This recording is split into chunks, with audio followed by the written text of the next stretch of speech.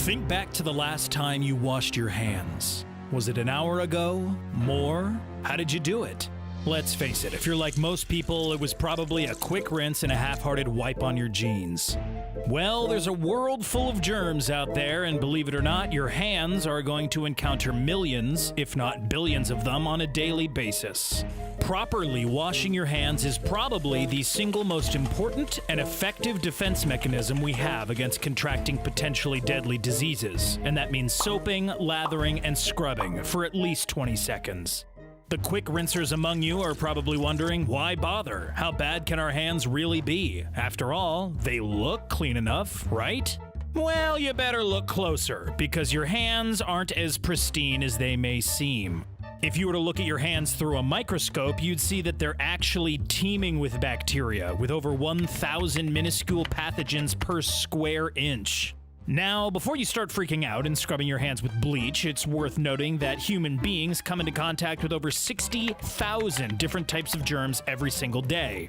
And only 1 or 2% of those are dangerous to someone with a working immune system. However, a 1 or 2% chance of getting an illness that could leave you bedridden for weeks, months, or even years is still a risk you'd probably rather not take. Fortunately, if you make sure to wash your hands properly throughout the day, you drop your odds of getting an infection to pretty much zero. Still not convinced that washing your hands is as worthwhile as it seems? Well, let's see how often you come into contact with germs on a daily basis. Be honest. What's the first thing you reach for every single morning? That's right, it's your phone. Equal parts alarm clock and social media meme machine, the humble cell phone is a, perhaps concerningly, integral part of the average person's morning routine. Unfortunately, and unsurprisingly, it's also covered in bacteria. After all, your phone spends a ton of time at two very germy places, in your hands and by your mouth. That's right, the germs from your hands and saliva are having a little party on your phone as we speak, just waiting to be reintroduced to your system. And truthfully, when was the last time you disinfected your phone? Probably never. By starting your day on your phone, you've already got more than enough reason to give your hands a thorough wash. Which takes us to our next stage of the morning routine, the bathroom. Most of us have to urinate after waking up from a long night's sleep.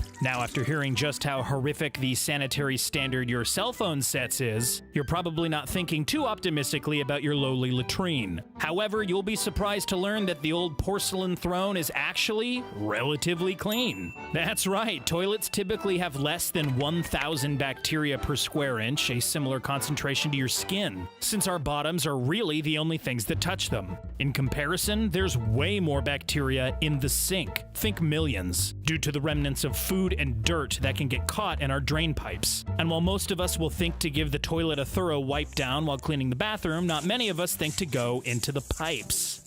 Now that your bladder is relieved, you're all washed up and ready to go. It's probably time to get out of the house and into the office. Of course, you should make sure you've got the essentials before you leave: phone, keys, wallet, or purse. Oops, looks like we've encountered another germy Trojan horse. That's right, your most loyal money-holding device has been conspiring against your hygiene this whole time. Purses are like a sponge for bacteria, picking up microscopic guests from wherever you set them down, often floors, tables, or public bathrooms. And while you might think/hope that these places are properly cleaned and well-maintained, let's face it, they're not. And though purses are gross on the outside, wallets tend to stay ugly on the inside due to the things we keep inside of them. Paper money is some of the dirtiest stuff we handle on a daily basis, picking up bacteria, viruses, and even traces of other illicit substances that we won't get into. The worst part is, wallets are generally kept in your pockets, where they're able to warm up to your body's temperature, also known as the perfect temperature for bacteria to multiply.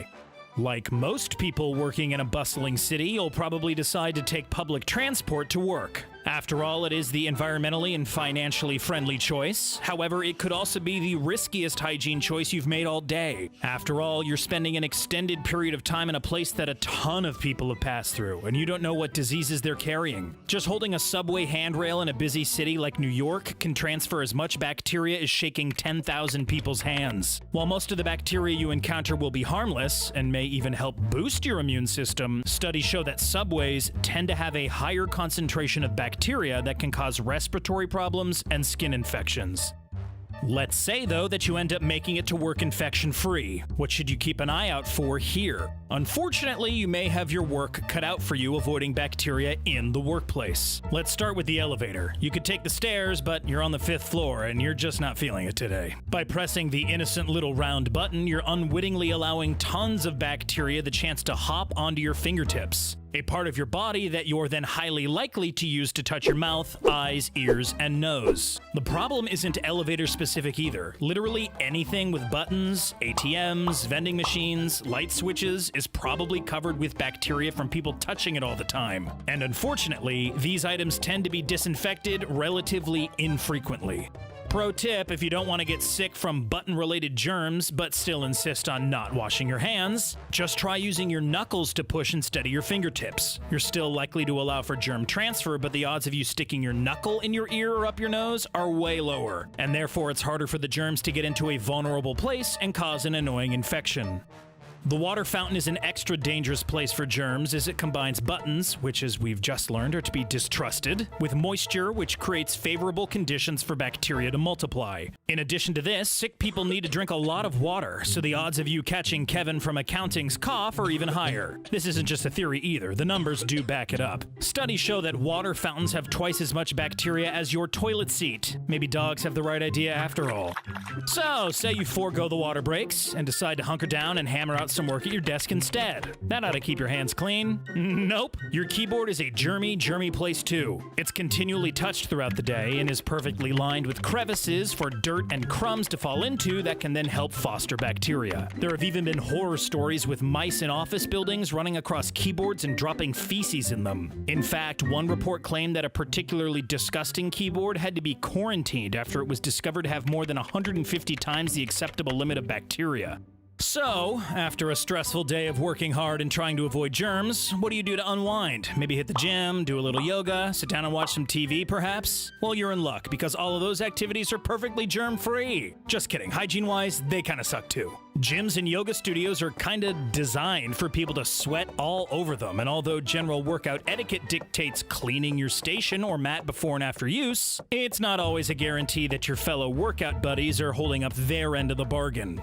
Still, a little diligence on your end can help reduce the risk of bacteria transmission. Unfortunately, watching TV, as per usual, is probably the unhealthier option. Odds are you're handling a remote control that you haven't disinfected since the day you bought it. Think back to those days you've stayed at home sick, huddled up on the couch with a box of tissues and the TV remote, flicking through all the stations and eventually settling on an old episode of Maury. That's the same remote you touch right before dipping your hands into the big communal bowl of popcorn on family movie night. Experts actually recommend that you wipe down your remote as often as once a week, in addition to wiping it down if a sick person uses it. If all this germ talk is making you want to crawl up into bed and never leave again, well, don't. Your bed is just as riddled with bacteria as the outside world, if not more. In fact, your bed sheets and pillow covers can be more than 15,000 times germier than your toilet. And these aren't harmless bacteria we're talking about either. Common bedroom bacteria can cause pneumonia and food poisoning if allowed to multiply. Let's face it, you live in a germy world, and nowhere is safe, not even your own bed. So what can we do to protect ourselves? Wash your hands. Wash your hands while preparing food, before eating food, and before serving food. Wash your hands after blowing your nose or sneezing. Wash your hands if someone sneezes around you. Wash your hands if you touch a pet or a garbage can. When in doubt, wash them. Okay, maybe we're overstressing it a little, but it is possible to wash and sanitize your hands too much, which led to the opposite problem by eliminating friendly immune system boosting bacteria, which can allow hostile bacteria to sneak in unannounced, so don't be too obsessive about it. Just make sure you wash your hands properly a couple times throughout the day and you should be fine. And again, by properly, we mean rinsing with warm water, soaping and lathering for around 20 seconds, scrubbing between the fingers and under your fingernails, and then rinsing and drying with a paper towel or air dryer. The world is full of bacteria, but you don't need to lock yourself in a prison of antibacterial soap. Just be aware and try to clean yourself and your surroundings a little bit more frequently, especially before doing something like eating or touching your face. It's always easier to go the lazy route, but a little hygiene can go a long way. Stay safe out there, Brainiacs. Don't forget to like and subscribe if you like this video, and head on over to the Brainiac YouTube channel for more hygiene hysterics. See you next time.